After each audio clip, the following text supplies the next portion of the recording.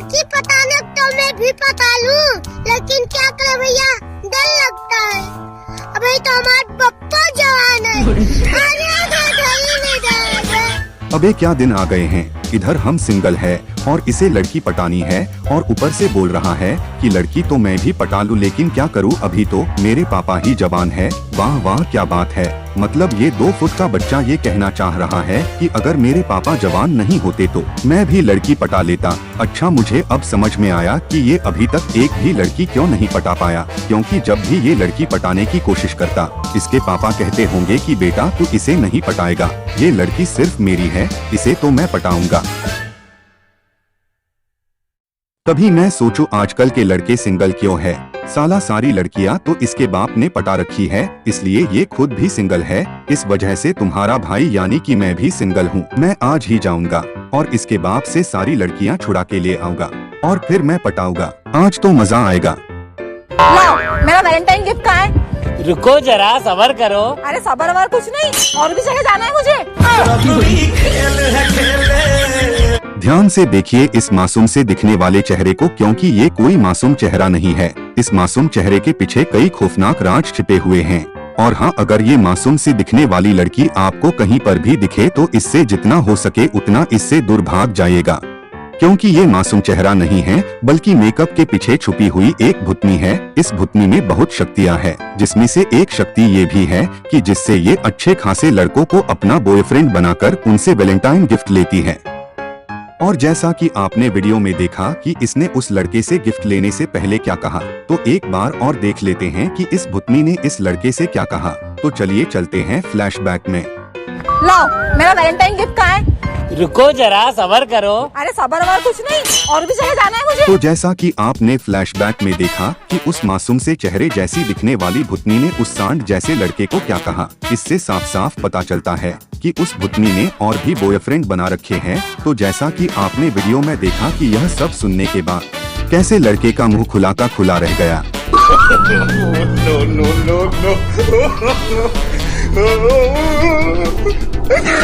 ये सब सुनने के बाद तो आप सबसे यही विनती है कि जहाँ कहीं भी आप इस भूतनी को देखे इससे दूर रहे, वरना आप भी इसके चंगुल में फंस सकते हैं। जनहित में जारी। बंदूक से निकली गोली भी एक बार रुक सकती है, लेकिन जेब में 40 रुपए लेकर ठेके की तरफ जाने वाले आदमी को दुनिया की कोई ताकत नहीं रोक सकती। वाह वाह क्या बात है, ये सब मेरा डायलॉग सुनने के बाद बोलिएगा।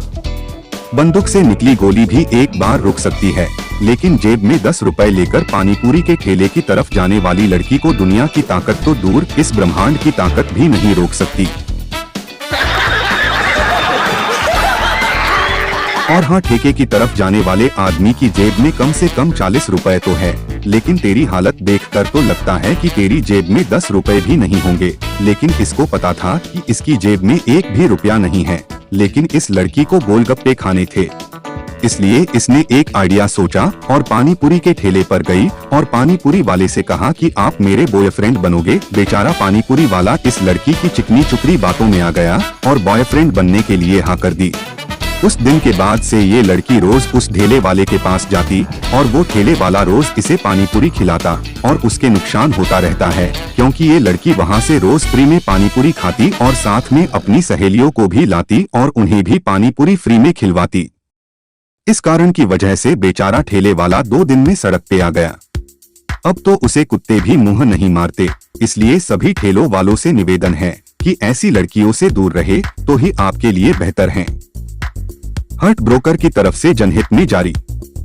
अच्छा, हमको सिखा रिया है। बहुत देर हो गई है रोस्टिंग करते करते, अब कुछ शायरी हो जाए। आपको तो पता है मेरे कोई गर्लफ्रेंड नहीं है, मैं सिंगल हूँ, इसलिए ये शायरी मेरे दोस्तों के लिए अर्ज किया है। तेरे गम में तड़प कर मर जाएंगे, मर गए तो तेरा नाम ले जाएंगे, रिश्वत देकर तुझे भी बुलाएंगे, तुम ऊपर आओगे तो साथ में बैठकर कुरकुरे खाएंगे।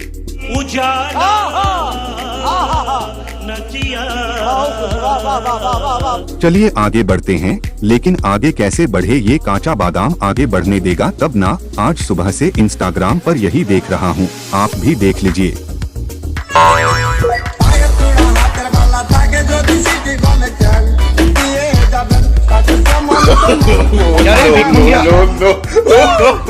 क्या देख रहे हो?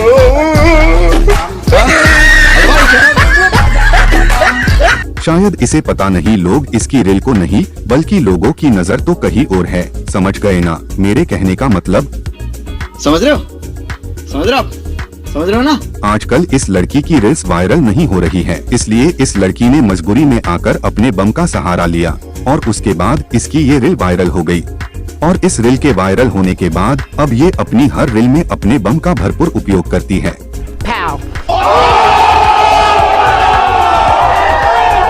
और आप ये सोचते होंगे कि क्या ये सब करने के लिए इसके घर वाले इजाजत देते होंगे? जी हाँ, ये सब करने में इसके घर वाले इसकी भरपूर मदद करते हैं और इसने तो अपने बाप को ही नचा दिया, ये देखिए।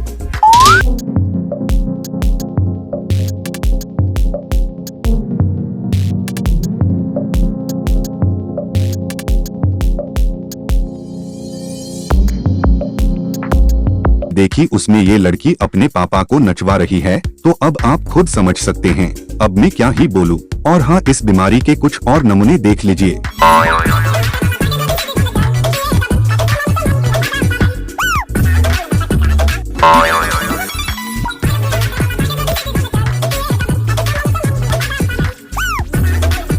अभी जो आपने इस बीमारी के नमूने देखे, इनमें आपने देखा होगा कि Indian television actress Deepika Singh, जिसको आपने दिया और बाती हम सीरियल में देखा होगा, इसको भी काचा बादाम वाली बीमारी हो चुकी है, सिर्फ और सिर्फ इस लड़की की वजह से। तो जैसा कि आप लोगों को पता होगा कि सब्जी कोई सी भी हो बिना तड़के के अधूरी है, ठीक वैसे ही हमारे वीडियो में तड़का लगाने आ रहे हैं धारा भाई जोगिंदर। सॉरी गलती हो गई, फिर से करता हूँ, तो स्वागत कीजिए धारा भाई हगेंदर का। अब लिया मैंने सही नाम।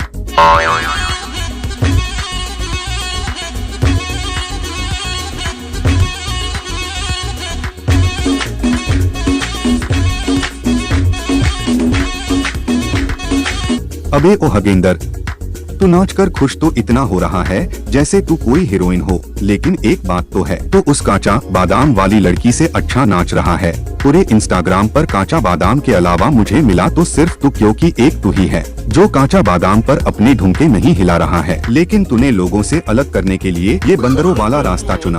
अरे सॉरी, मैं तू भूल ही गया था, तू तो है ही जानवर, वो भी ऐसा वैसा जानवर नहीं बल्कि रुख बदलने वाला जानवर है तू। और कभी तू बंदर, पता नहीं अब तो और क्या क्या बनेगा। कभी तू छाती पर हाथ मारकर छाती लाल करके तू गोरिल्ला बन जाता है। वैसे कुछ भी कहो, तेरा बंदरों वाला डांस अच्छा था। मैं तेरा डांस फिर से देखने के लिए फ्लैशबैक में जा रहा हूँ।